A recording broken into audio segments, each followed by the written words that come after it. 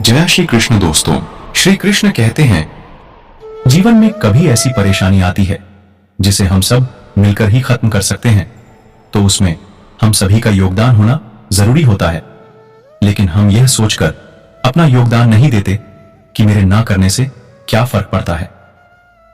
आज की प्रेरणादायक कहानियां यही बात सिखाती हैं कि हमारे एक के न करने से क्या फर्क पड़ता है। एक बार एक राजा जो अपने राज्य में फैली एक बीमारी से बहुत परेशान था। रोज बीमारी से राज्य में मरीजों की संख्या बढ़ती जा रही थी। राजा ने बहुत दूर से बड़े बड़े वैद्य को बुलाया, लेकिन किसी को उस बीमारी के बारे में कोई पता नहीं चल सका। राज्य में बीमारी का प्रकोप इतना ज्यादा हो चुका था कि राजा को कुछ समझ नहीं आ रहा था कि क्या किया जाए। एक दिन राजा के दरबार में एक साधु आया और राजा से कहने लगा कि आपके राज्य में जो बीमारी फैली हुई है उसका मैं एक समाधान बताना चाहता हूं। राजा ने कहा कि इस बीमारी को दुनिया के सबसे बड़े वैद्य सही ना कर सके, उसे आप कैसे सही कर सकते हो। साधु ने कहा कि हां, मैं इस बीमारी को सही कर सकता हूं, लेकिन इसके लिए राज्य के सभी नागरिकों को अपना योगदान देना होगा। यह कोई अकेले इंसान से ठीक होने वाली बीमारी नहीं है। राजा ने साधु से कहा, ठीक है, आप समाधान बताएं। मेरे राज्य के सभी नागरिक अपना अपना योगदान देंगे और इस बीमारी से जंग भी जीतेंगे। साधु ने कहा कि आपके राज्य में एक कुआं है। सभी को अपनी अपनी तरफ से 10 दिन तक रात में जाकर कुएं में दूध डालना है, और ऐसा करने से यह बीमारी खुद ही इन 10 दिनों में ठीक हो जाएगी। राजा ने ऐसा सुनकर अपने दरबार में एक एक दावत रखी, जिसमें अपने राज्य के सभी लोगों को बुलाया गया। दावत के दौरान राजा ने सभी लोगों से अपील की कि राज्य में जो भयंकर बीमारी फैली हुई है, इसे खत्म करने के लिए आप सभी को एक छोटा सा कार्य करना है। यह सुनकर सभी लोग पूछने लगे कि राजा साहब, आप बताएं, हमें क्या करना है। राजा ने कहा कि आप सभी को राज्य में स्थित कुआं में 10 दिन तक रात होने पर दूध डालना है। यही इस बीमारी का इलाज है, अन्यथा हम सब इस बीमारी की चपेट में आ जाएंगे और एक दिन सभी मारे जाएंगे। सभी लोगों ने राजा से वादा कर लिया कि हम सभी जरूर कुएं में दूध डालकर आएंगे और इस बीमारी को जड़ से खत्म कर देंगे। सभी लोग अपने अपने घर चले गए। रात हुई, सभी लोग कुएं में दूध डालने के लिए कुएं के पास आने लगे और दूध डालने लगे। पूरी रात लोगों का आना जाना लगा रहा। सुबह होने ही वाली थी, किसी ने एक बुढ़िया को कुएं की तरफ जाते देखा और उसके हाथ में जो बाल्टी थी उसमें देखा कि दूध की जगह पानी भरा हुआ है। बुढ़िया कुएं के पास जाकर चारों तरफ देखकर छुपके से बाल्टी का पानी कुएं में डाल दिया और वापस अपने घर आ गई। ऐसा होते हुए 10 दिन बीत गए, लेकिन बीमारी कम नहीं हुई, बल्कि और ज्यादा हो गई। 10 दिनों के बाद फिर से वही साधु राजा के दरबार में आया। साधु को देखकर राजा ने साधु से कहा कि आपने कहा था कि 10 दिनों तक कुएं में दूध डालने से बीमारी ठीक हो जाएगी। हम सभी ने ऐसा ही किया है, लेकिन कुछ फायदा नहीं हुआ, बल्कि और ज्यादा खतरनाक स्थिति बन गई है।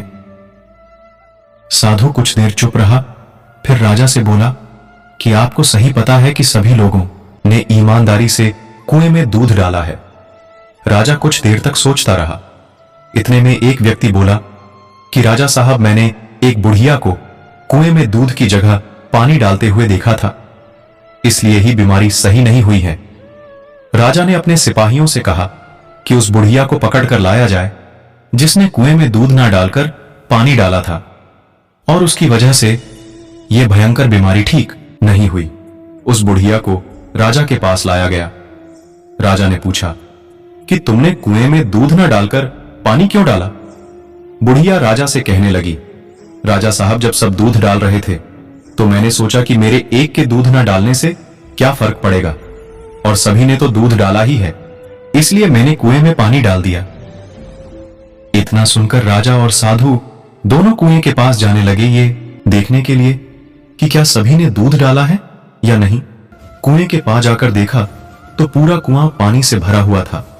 उसमें दूध की एक बूंद भी नहीं थी, क्योंकि सभी ने उस बुढ़िया की तरह ही सोचा था कि बाकी सब तो दूध डाल ही रहे हैं, मेरे अकेले दूध ना डालने से क्या फर्क पड़ता है। सागर इतना बड़ा है कि उसमें से एक बूंद निकाल ली जाए तो उस पर कोई फर्क नहीं पड़ेगा, लेकिन एक एक बूंद करके सागर से पानी निकालते रहे तो एक दिन ऐसा आएगा कि सागर भी सूख जाएगा, क्योंकि बूंद बूंद से ही सागर बनता है।